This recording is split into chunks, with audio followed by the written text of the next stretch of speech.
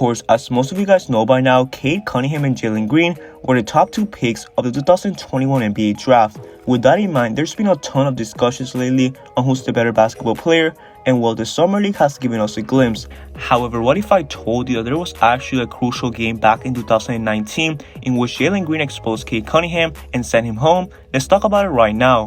What's good? Today I'm back with a new video, and today I'm going to be talking about the time that Jalen Green exposed Cade Cunningham in the 2019 Nike Peach Jam tournament. So let's get straight to it.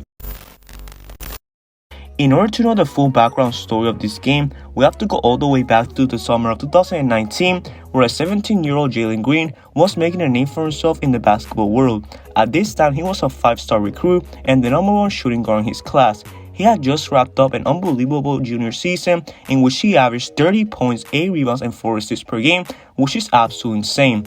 Therefore, since Green had this much talent, he wanted to challenge himself even more against better competition and decided to play for Westbrook's travel team that summer. Why not? However, before doing so, he played with USA's U19 team alongside Cade Cunningham and actually won gold medal against Mali.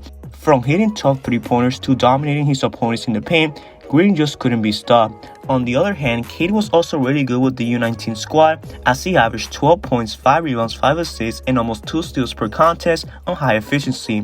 This wasn't surprising as well since Cade was also a top 5 recruit and the #1 point guard in his class.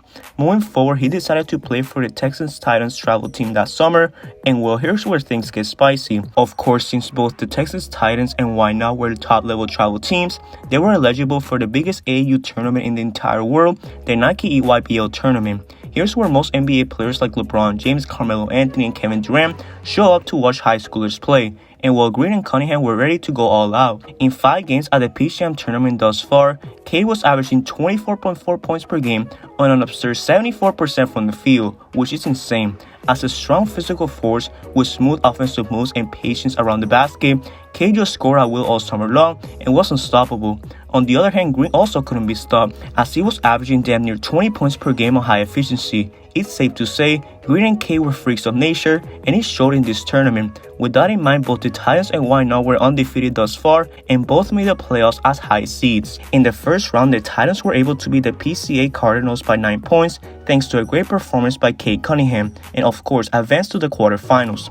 Team Why Not had also just advanced to the quarterfinals at this point, after beating Mike Urban Fire by 11 points.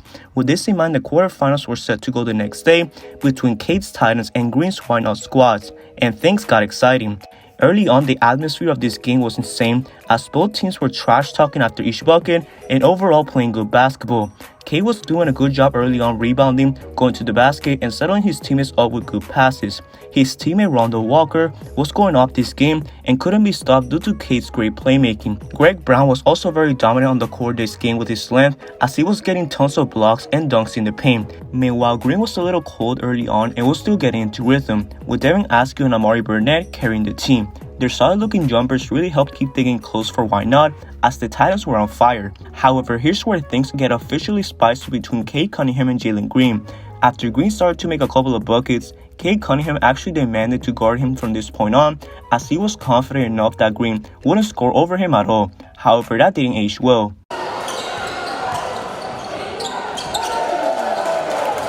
Yes, Green really just did that to Cade and even called him a little boy afterwards after challenging him.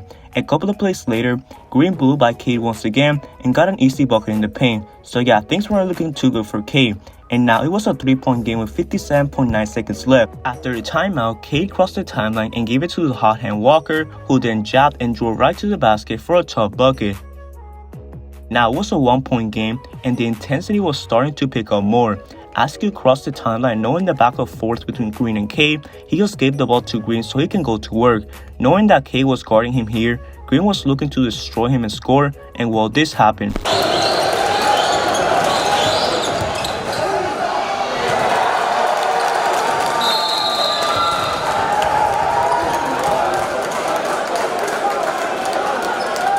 Yes, Green once again blew by Cade and got an easy bucket in the paint. The funniest thing about this is how Green tells Cade that he's too little, which I guess is fact since this is the 3rd possession that Green blew by him. This bucket gave Why Not a 3-point lead with 33 seconds left. However, things didn't stop there. The Texas Titans coach actually drew up a play for Cade to get green on him on offense so he can get his revenge and score over him, which is insane. Therefore, the Titans kind of ran this play, except number 1 here didn't give the ball to Cade after the screen, which then led to a horrible shot by him.